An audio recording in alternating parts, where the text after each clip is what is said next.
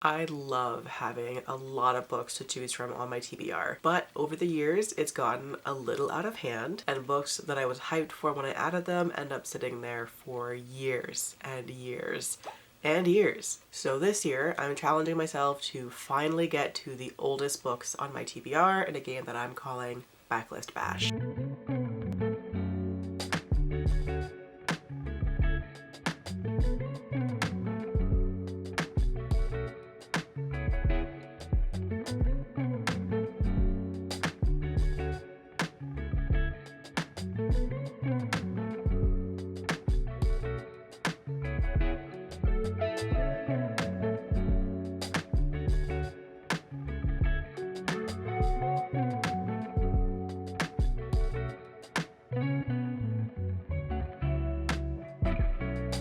Hello and welcome to episode 8 of Backlist Bash. This episode will include the final 4 books that were added to my TBR in 2020. So on the TBR for this month, we've got The Once and Future Witches by Alix Harrow, which I've already started and I'm a good chunk of the way through, but I'll get into that shortly. The Near Witch by V.E. Schwab, which I have started, I think, 3 separate times in the last few years and just kept getting sidetracked by other things, so have yet to actually complete it. Finally, at long last, I'm reading Skyward by Brandon Sanderson. I'm reading that over Kindle, tandem read with the audiobook, and that one I've also already started, but again, I'll get into that shortly. And finally for this month is Witches Deep in Gold by Ciannon Smart. So that's the plan for this month.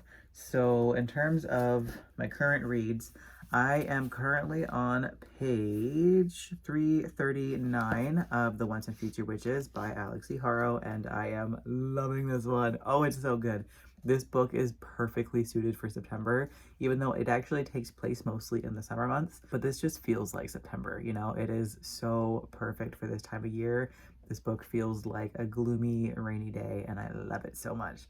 The atmosphere is fantastic. The writing is beautiful. I love the characters, I love the plot, the magic, the world building, everything is so perfect. This one takes place in the late 1800s, and it's a story about the women's suffrage movement, but while these women are fighting for women's right to vote, they're also fighting for witches' rights as well, and they want to bring witches back to New Salem and allow themselves to be free with their magic. So that's the gist of this one, and again, it is so beautiful so far. I do want to try and finish it tonight if possible. I doubt I'll do that, but I'm gonna do my best because my Spotify audiobook hours resets tomorrow, so I'm going to try and get through as much as possible for the rest of the night. And then with Skyward, this one is a YA sci-fi about the daughter of a space pilot who ended up abandoning his crew during a battle. So she is now branded as a coward and they won't let her fly. She also wants to be a pilot, but they won't allow her to. That's as far as I've gotten for the plot so far, so I'm not really sure what else is going to happen. I think the synopsis said something about a crash landing somewhere somehow, so no idea, but I'll figure that out once I get there. I'm also really enjoying this one so far. The first maybe 5-ish% I wasn't really sure on it because I wasn't really liking the main character. I found her to be a little bit cringy. She's obsessed with stories of heroes, so she's constantly quoting the most dramatic possible battle lines from all of these stories from like Gilgamesh and Beowulf and that kind of thing. So it's a little bit cringy, but it's fun. I love weird people, so I'm having a good time with it now, and I'm definitely looking forward to seeing where the story goes. But yeah, those are the 2 current reads. Now I'm going to tell myself a little bit. It's currently September 25th. I've been really in the mood for all of my spooky season reads, so I just kept not getting around to my Backlist Bash book, even though 3 of the 4 are about witches, which is obviously perfect for this time of year, but I just kept reading other things, so I'm very late with this one. But I am determined to have this whole video be these last 4 books for 2020. I'm probably going to continue into October and just make this video a combination of those 2 months. But yeah, I'm gonna go get some dinner and settle in to read for the rest of the night. So once I finish The Once and Future Witches, I will check in and let you know my final thoughts.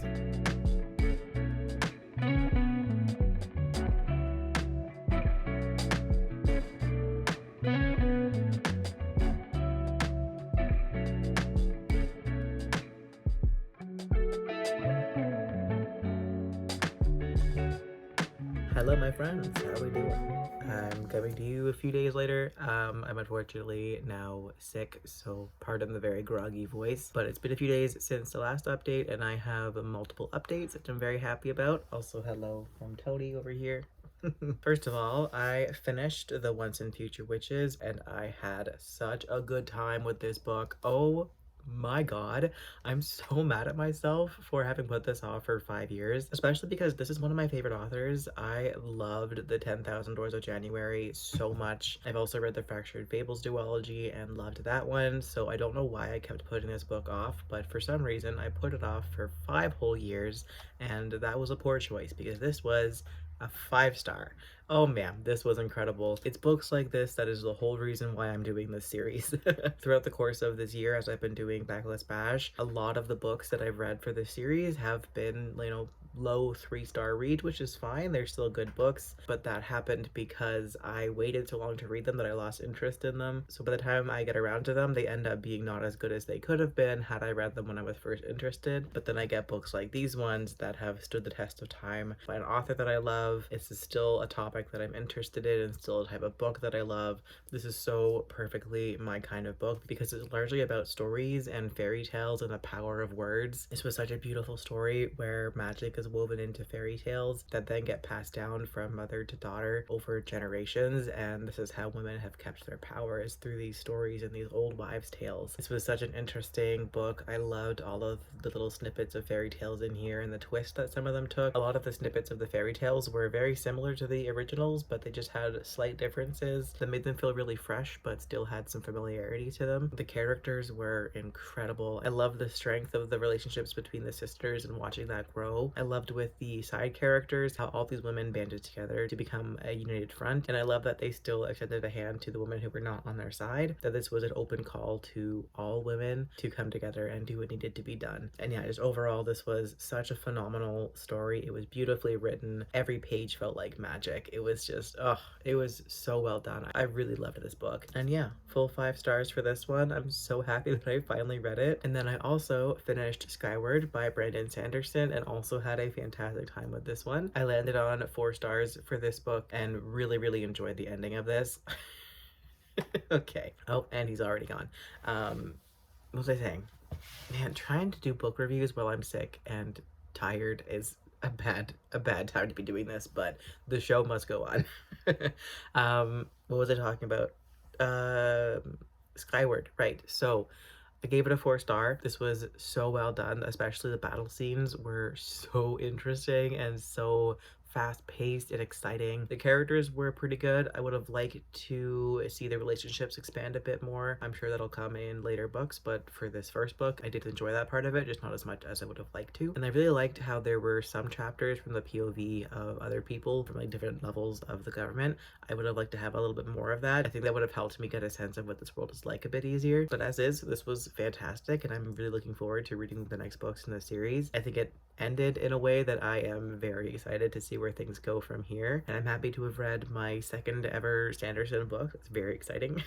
Now that I finished those two, I can move on to my next one. So I think tomorrow I'm going to be starting Near Witch by V.E. Schwab, which I'm so excited for. I am determined to get past 5 pages this time because that's as far as I've gotten the last couple times that I've tried to read this book. I would love to finish this before the end of the month, but given that it's already the 29th, I doubt that's gonna happen, but I'll do my best. It's V.E. Schwab, and their writing style is very compulsively readable, so I might end up flying through this. We'll see. And then from the library, I do also currently have out the ebook and audiobook for Witches Steeped in Gold, so I think once I finish my current audiobook, I'll pick up that one as well at the same time in tandem with this one.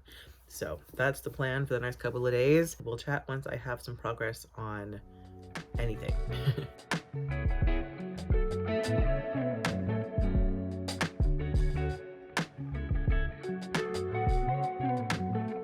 This lighting is terrible, but it's what I've got, so we're going with it. So it is October 1st, and I actually did manage to finish The Near Witch last night. I flew through this book. I could not put it down. This was excellent. I really enjoyed it. It wasn't perfect. I would have really liked to see more of the magic system and get more explanation towards how it actually worked. I really like details like that in order to feel more engrossed in the story and feel like I'm actually part of the world. I would have liked to see the magic be used a lot more. All of the magic could have been completely removed and the story wouldn't have really changed. So yeah, the magic just didn't really feel like it was fully needed, and I wish that it had been a bigger part of the story because it was really interesting, especially the love interest who kind of controls wind, and the wind is affected by his emotions. That was really interesting, and I just wish that it was a bigger part of it. You are so cute. But other than that, this was fantastic. I, of course, loved the writing style. Okay, Tony. Yeah, the writing style was fantastic. The atmosphere especially, so good. That was definitely the best part of it. This really felt like the perfect time of year to read this book. Honestly, I feel like the majority of V.E. Schwab's books just feel like September, so this was great. While I definitely shouldn't have waited 5 entire years to read this book, I am glad that I at least waited until September. But yeah, overall, fantastic read. Very happy to have finally read it, and I ended up giving it a 4-star, which means the final book for this round of Backlist Bash and the final book that was added to my TBR in 2020 is Witches Steeped in Gold by Ciannon. I'm probably going to start this tomorrow, maybe tonight, but I am in the mood to binge watch Supernatural, so that's probably going to be where the rest of my evening goes. But tomorrow I will start Witches Steeped in Gold and let you know once I have some updates.